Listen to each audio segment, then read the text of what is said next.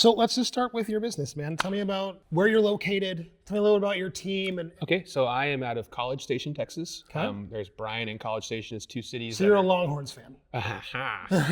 We'll do that right now for the camera. Got to save face for the business. But I'm transitioning into an operator role. So how long have you been in real estate? I got licensed in March of 2023.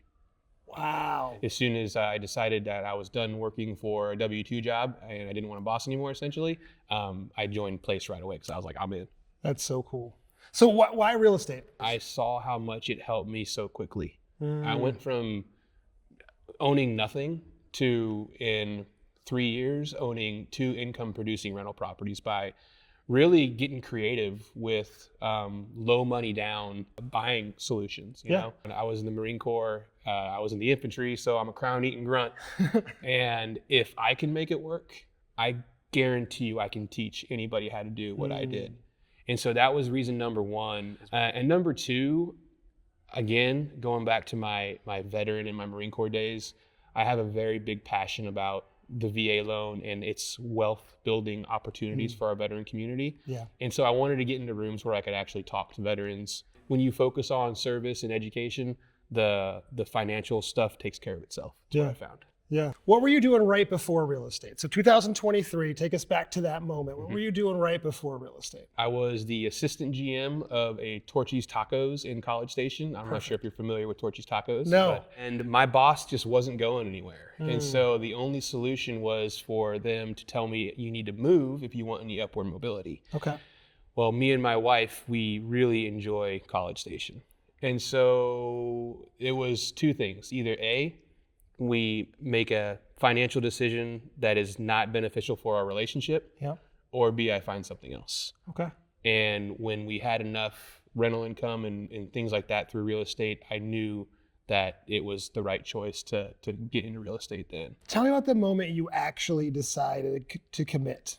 Not when you signed up for the team or when you got your license. I mean, the moment you decided this was really going to happen. Yeah. Summer 2024 production challenge that been issued out. So I saw everyone's success when they did the March 30 open house in 30 days. And I didn't dial into that one. And I said, dang, I'm going to do this one, because if there's one thing that I will do is if I commit to doing something, then I'm going to do it because I'm a proud person. So that summer, I dialed into Brivity. I started using the dialer. I had to, because part of the challenge was $2,500 in Brivity. Yeah. And so I knocked out both parts of that challenge, 50 open houses and 5,000 dials.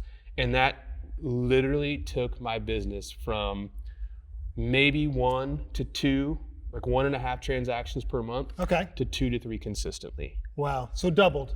Yeah. With each challenge, it just kind of has gone up and up and up. And so cool. Yeah, when I committed to that first challenge is really when I said, I'm in. That's perfect. When you started doing this seriously, what were you most afraid of? Not generic fear of failure, the specific thing that would wake you up at 3 a.m.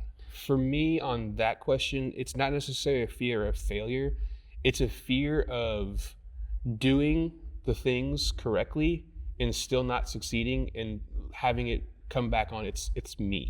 It's something that I'm doing wrong. Because going back to being a proud Marine infantryman, I need to be able to rely on the people to my right and to my left, and they need to be able to rely on me. Yeah. And if we are doing everything correctly, then everybody's going to come home alive, no problem at all. Right. But if we are doing everything that we think is correct, and the results aren't there, then maybe it's a me problem, and then I'm letting somebody down to my right and to my left. Yeah. And so that's kind of where that fear comes from, is just letting somebody down that's relying on me. That's really well said. Does that fear still show up for you? Yeah, most definitely. Just to be full on transparent, I didn't have the best Q1 of this year, you know. I made it, it's fine, but it wasn't what I planned on. Yeah. And so that was something that I had to wrap my mind around, because we just got done doing the 2025 winter production contest. So I was thinking Q1's going to be crazy. Yeah. Well, turns out Q2 is great. But if I really looked back, and I looked back at my activities after the summer 2025 contest, they kind of went a little bit down. And so that's why even though I did all these activities in Q4, they didn't show up in Q1, but they showed up in Q2, but my activities in Q3 were low. So that's why my Q1 wasn't as productive as I thought it would be. And so, yeah, I mean, it kind of showed up in like that same mindset. So how do you handle that fear when it's the loudest? Trusting the process, trusting that what you're doing works, having a non-negotiable for multiple aspects of your life. If you look at my calendar, it says non-negotiable lead generation every Monday through Friday from 9:30 to 12:30. But when you put that word non-negotiable in front of something that you're supposed to do, it's so impactful because you'll get a phone call at 10:30. What did you have to stop doing or stop being to become who you needed to be? Not what you added, what you gave up. This is going to seem pretty repetitive in our world, but it was that concept of raising my floor.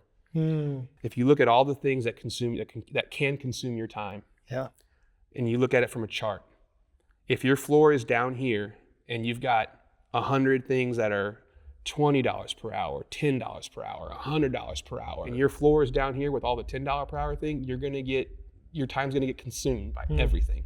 By raising your floor and saying no to those $10 per hour tasks, those $15 per hour tasks, all of a sudden you focus only on those $100 per hour tasks. What's something place has given you, specific, concrete, that you wouldn't have figured out on your own or would have taken you years to figure out? Systems, models, and accountability. I know I go back to these production contests quite a bit because they really did fundamentally change my business. There's nothing else like that in our industry, of a group of people getting together and just saying, we're gonna do this stuff for real. We're gonna do everything that gets talked about doing, but we're gonna actually do it in a time frame. What's something that you've done, not a deal, not a number, that nobody knows about that you're proud of? Something quiet. It was June of 2025. I met a family of a Marine who was diagnosed with stage 4 colorectal cancer. Wow. Service connected from burn pit exposure. And it just so happened that I had actually served in the same unit as him. And he was about 45 minutes away from me. And so when I found out about this, one of the cool things about this industry is it gives us the ability to, one of our vision is to win in business, make money, give to others, live experientially, and do good.